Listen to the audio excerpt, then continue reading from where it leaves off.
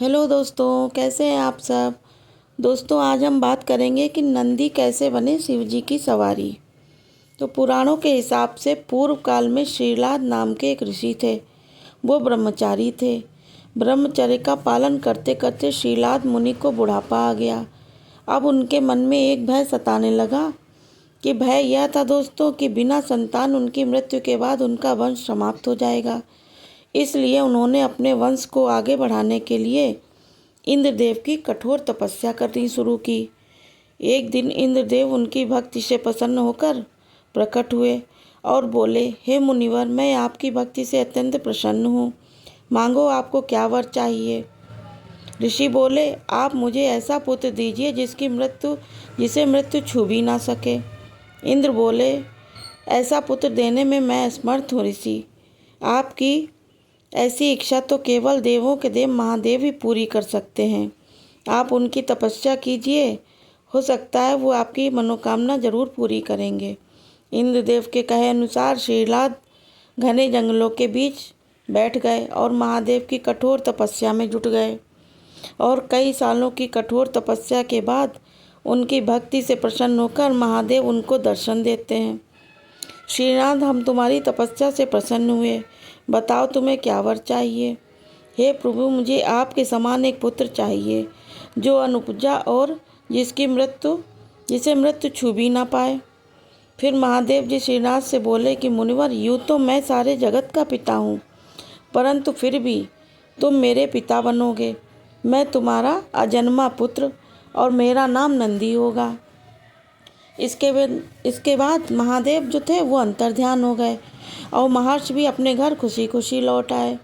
कुछ दिनों बाद श्रीलाद भगवान शिव के नाम का यज्ञ कर रहे थे। उसी यज्ञ कुंड से एक बालक की उत्पन्न हुआ। उस बालक का मुख और बेहद ही मनमोहक और लुभावना था। श्रीनाथ ने उसे अपने घर ले आए और लालन पालन करने लगे। देखते ही देखते वो नंदी बड़ा हो गया। 5 साल का होते ही श्रीलाद ने नंदी को संपूर्ण वेदों और अन्य शास्त्रों का ज्ञान भी अध्ययन कराया। फिर वो जब 7 वर्ष का हुआ तो फिर एक दिन श्रीलाद के घर मृत्यु और वरुण नाम के 2 सन्यासी आए। ऋषि श्रीलाद की आज्ञा से नंदी ने दोनों सन्यासियों का खूब आदर सत्कार किया, उन्हें भोजन भी कराया। श्रीलाद के घर पर मिले सेवा भाव से प्रसन्न होकर दोनों सन्यासी बहुत प्रसन्न हुए। जाने से पहले सन्यासियों ने श्रीलाद को लंबी उम्र और खुशहाली का आशीर्वाद दिया और नंदी को बिना आशीर्वाद दिए ही जाने लगे। इस पर ऋषि बोले, अगर आप बुरा न मानो तो मैं एक बात कहूँ कि आपने मुझ बूढ़े को तो आशीर्वाद दे दिया मगर नंदी को नहीं। तब सन्यासियों ने बताया कि ये बात कहते हुए हमें बेहद दुख हो रहा है, लेकिन सच तो यह है कि नंदी अल्पायु है, अर्थात उसकी आयु बहुत कम है। उसके पास केवल 1 वर्ष का ही समय शेष है। आपके पुत्र की आयु बहुत कम है, इसलिए हमने उसे कोई आशीर्वाद नहीं दिया। उन दोनों सन्यासियों की बात सुनकर ऋषि अंदर जाकर नंदी को गले लगाकर फूट फूट कर रोने लगते हैं। तब नंदी अनजान बनते हुए उनसे पूछते हैं कि पिताजी, आपको ऐसा कौन सा दुख आन पड़ा है जो आपका शरीर इस तरह कांप रहा है और आप फूट फूट कर रो रहे हैं। तब पुत्र सन्यासियों ने बताया कि आप अल्पायु हो, इस बात से मैं बहुत ही दुखी हूँ। अब तुम ही बताओ, मेरा दुख कैसे दूर होगा। पिता के मुख से ऐसी बात सुनकर नंदी हंसने लगते हैं और कहते हैं कि आपने स्वयं ही मुझे शिव के आशीर्वाद से पाया है, तो मेरे इस जीवन की रक्षा भी भगवान शिव ही स्वयं करेंगे। आप इस बात की चिंता न करें। फिर अगले दिन नंदी अपने पिता की आज्ञा लेकर भगवान शिव की तपस्या करने के लिए भुवन नदी पर चले जाते हैं। वहां पहुंचकर नदी किनारे बैठकर शिव जी की कठोर तपस्या करने लगते हैं और बालक की ऐसी तपस्या देखकर महादेव कुछ समय बीत जाने के बाद महादेव नंदी के पास प्रकट होते हैं।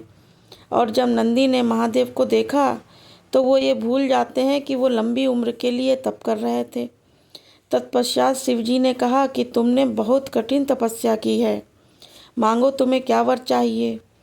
तब नंदी कहते कि मैं ताउम्र आपके सानिध्य में रहना चाहता हूँ, मुझे अपने चरणों में जगह दे दीजिए। शिव बोले, तुम्हें मृत्यु का भय कहाँ, तुम तो मेरे ही समान हो। तुम तो अजर अमर बनकर सदा मेरे संग ही रहोगे। तुम पर सदा मेरा प्रेम बरसता रहेगा। मेरी कृपा से तुम पर जन्म मृत्यु अपना प्रभाव नहीं डाल सकेंगे। साथ ही शिव जी ने पार्वती माता से कहा कि हे देवी, मैं नंदी का अभिषेक कर इसे गणा अध्यक्ष बनाना चाहता हूँ। इस विषय में आपकी क्या राय है? देवी बोली, हे महाराज, आप नंदी को गणा अध्यक्ष पद प्रदान कर सकते हैं, क्योंकि परमेश्वर या शिलानंदन मेरे लिए पुत्र तरह का है, इसलिए नाथ मुझे ये बहुत ही प्यारा है। महादेव ने अपने गणों को बुलाकर कहा कि आज से यह नंदीश्वर तुम लोगों का स्वामी होगा।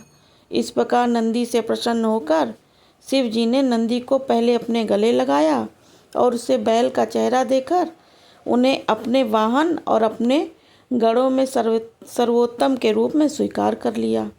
और तभी से शिव जी की मूर्ति के साथ नंदी जी की प्रतिमा स्थापित की जाती है। ऐसा माना जाता है दोस्तों कि शिव जी तो हमेशा ध्यान में लीन होते हैं, वो तो हमेशा समाधि में लीन होते हैं, इसलिए नंदी जी के कानों में बोलकर भक्तों की आवाज़ नंदी ही शिव जी तक पहुंचाते हैं। तो ये रही शिव जी और नंदी की कहानी दोस्तों। अब वीडियो यहीं पर समाप्त करते हैं। वीडियो को सब्सक्राइब कर दीजिएगा दोस्तों। Okay, bye bye.